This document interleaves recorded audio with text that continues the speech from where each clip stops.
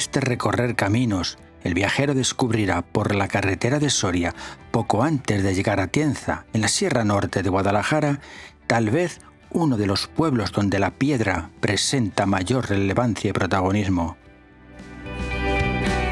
Al cobijo de la Peña de la Bodera, un imponente murallón pétreo de 1408 metros, se extiende sobre un terreno estéril y quebrado el pueblo del mismo nombre, La Bodera.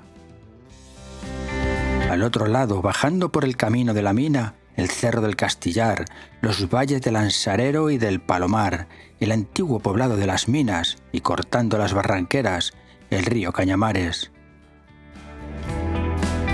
Este lugar luce su alfombra de primavera entre robles, chaparros y carrascas, algún regato sin nombre, cercados armados de piedras para el resguardo del ganado y una vegetación de planta baja y aromática.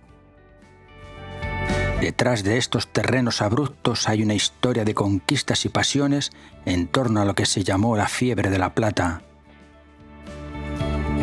Más de 20 minas de este mineral estuvieron activas hasta su cierre en 1925.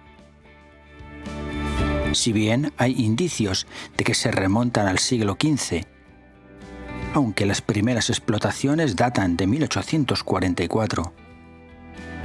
Pero este lugar merecerá una visita más pausada.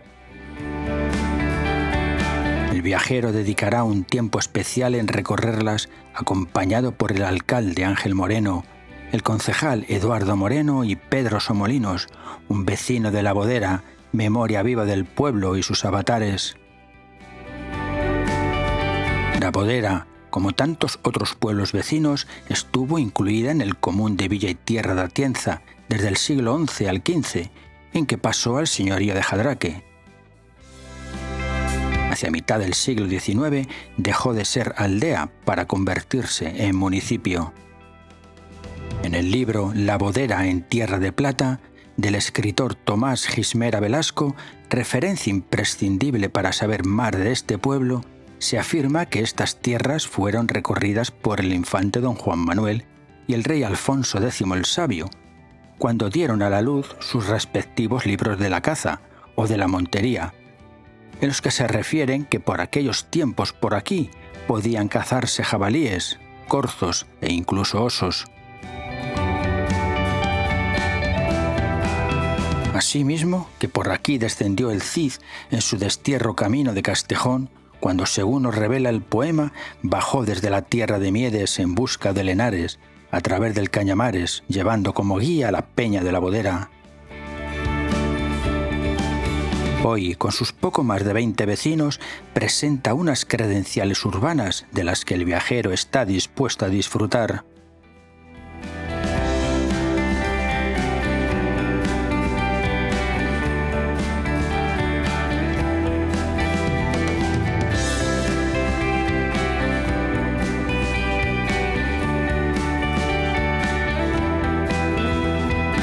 Recios edificios, construidos con sillarejo y pizarra, conviven junto a los más modernos, de nueva edificación o restaurados, si bien la armonía entre unos y otros manifiestan esa vocación por mantener la estructura original, una personalidad única.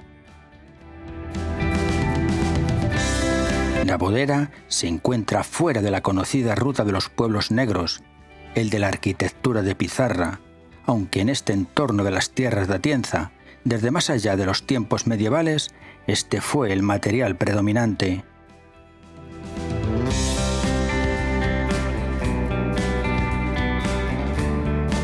Dice en su libro Tomás Gismera que la arquitectura en pizarra de La Bodera dista un tanto de la conocida por las altas cumbres, aquella más achaparrada y esta con un toque de distinción, producto quizá de la riqueza minera del siglo XIX, ya que tanto como prosperó Yende la Encina a partir de entonces, casi lo mismo lo hizo La Bodera.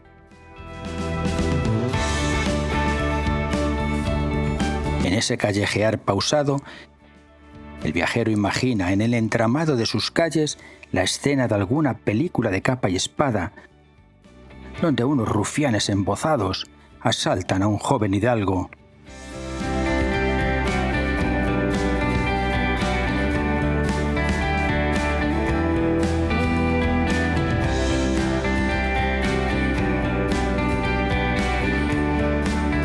Además de esas casonas que destacan por su solidez y hermosa estructura, hay otras que seducen, aunque su época de gloria parece en fase terminal.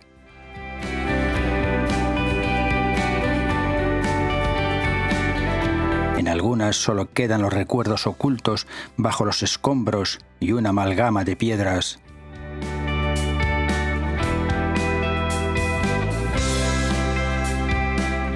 Es de admirar en esas casas en construcción donde se esfuerza el propietario en respetar el estilo elegante del contorno. Esos tejados de neis y pizarra, las plazoletas ocultas, los caminos entre muros de piedra por donde esos posibles bandoleros de la imaginada película pudieran escapar.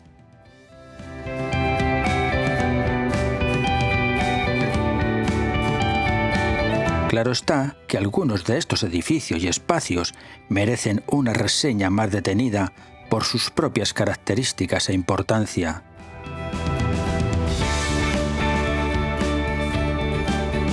El viajero se detiene en la Plaza Mayor, donde confluyen las calles del pueblo. Es una pena, pero está en obras, lo mismo que otras calles. Su alcalde Ángel Moreno lo cuenta con satisfacción, pues gracias a una subvención de la Diputación están dando nueva vida al suelo, además de otras reparaciones. La fuente en medio de la plaza está en esta situación. El concejal Eduardo Moreno facilita unas fotos originales del pasado invierno donde poder admirar su atractivo. El horno de cocer pan es uno de los más espectaculares que se pueden encontrar. Austero, sin adornos, parece castillo, iglesia o muralla. La primera impresión evoca cualquiera de estas semejanzas. El caso es que fue muy utilizado por los vecinos en su momento. La iglesia parroquial en el centro del pueblo, dedicada a Santiago el Mayor, destaca por su imponente presencia. Está construida con sillarejo y lajas pizarrosas. Presenta una espadaña torre a poniente y sobre el muro sur muestra su portón adovelado y semicircular, estando rodeada de un atrio descubierto. Fue reformada prácticamente en su totalidad en los últimos años del siglo XX. La espadaña y la portada fueron renovadas en el siglo XVI. El pueblo tiene dos ermitas, la de la Soledad y la de los Remedios, en un contexto aislado, como guardianas de otros misterios del pueblo. Las escuelas, como sucede en casi todos los pueblos, han perdido su cometido original. En La Bodera, la escuela de las chicas, es ahora el bar.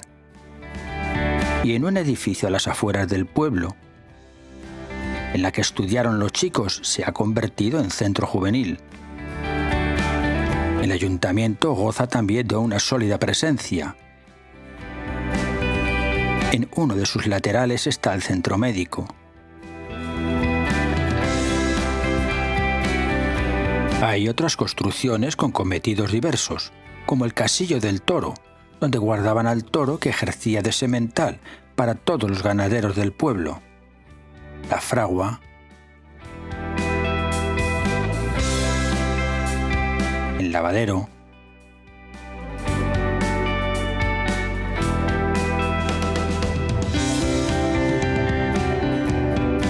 un gran fresno destaca por su envergadura y salud.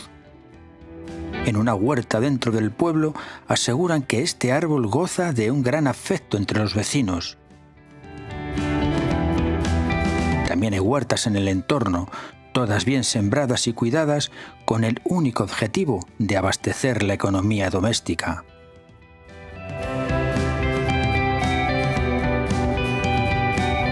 De cómo fueron otros tiempos, cuando La Bodera tenía censados más de 200 vecinos a mediados de los años 60, relata una anécdota Tomás Gismera en el citado libro, y que el viajero no quiere dejar pasar, pues él también tuvo la oportunidad de vivir una experiencia semejante. La televisión era un lujo por entonces impensable en la mayoría de las casas. Algunos bares, tabernas o casinos de pueblos como Jadraque o Sigüenza se anunciaban con el reclamo de la televisión. Una caja llena de misterios donde las buenas gentes se preguntaban cómo podían encerrar en caja tan pequeña toros, futbolistas y aventuras de romanos. Allí estaban todos, mayores y chiquillos, extasiados ante el televisor. Uno de aquellos programas que sedujeron al personal fue el titulado Teleclub, que contaba historias de aldeas y gentes, muy entretenido e instructivo a la vez. El caso es que la maestra de la escuela de La Bodera, por entonces la señorita Soco, María Socorro Campos Amo, se lió la manta a la cabeza y escribió al director de Televisión Española en estos términos: «Distinguido señor, le escribo desde un pueblecito triste y abandonado de la Sierra de Guadalajara en el partido de Atienza. El final de la carta nos lo podemos imaginar. Era una cuestión de formación, de entretenimiento en las frías noches de invierno, de posibilidad de compartir con los vecinos. El resultado fue que meses después de enviada la carta, en febrero de 1965, cuando en caravana desde Guadalajara llegó al pueblo una gran comitiva compuesta por altos cargos de la Diputación, del Gobierno Civil, de los protagonistas de aquel programa, de su director y de la presentadora, por entonces María Pilar Cañada, además de otras celebridades televisivas de la época y que nadie conocía. Para instalar el televisor se habilitó una sala del ayuntamiento convertida a partir de entonces en el teleclub local. Se colgó el aparato en un estante a mitad de la pared y fue bendecido por el señor cura. Repicaron las campanas de la iglesia, se lanzaron vivas al acompañamiento y desde aquel momento el mundo y la televisión entraron en La Bodera. Fue uno de los días más hermosos del siglo XX para la población. Tal vez aquel acontecimiento televisivo fuera el antes y el después del pueblo. Después vendría la emigración en busca de mejor vida y la consecuencia de los pocos más de 20 vecinos hoy censados. El viajero se aleja de La Bodera con la mochila cargada de sensaciones, de la vida de un pueblo que alcanzó su plenitud con los sueños y la riqueza oculta de la plata bajo la tierra. Deja personas que supieron contarle qué fue y cómo fueron aquellos años de gloria y su paulatina pérdida. Y sobre todo, y como siempre, la gratitud de las buenas gentes dispuestas a mostrar al viajero sus vivencias y recuerdos.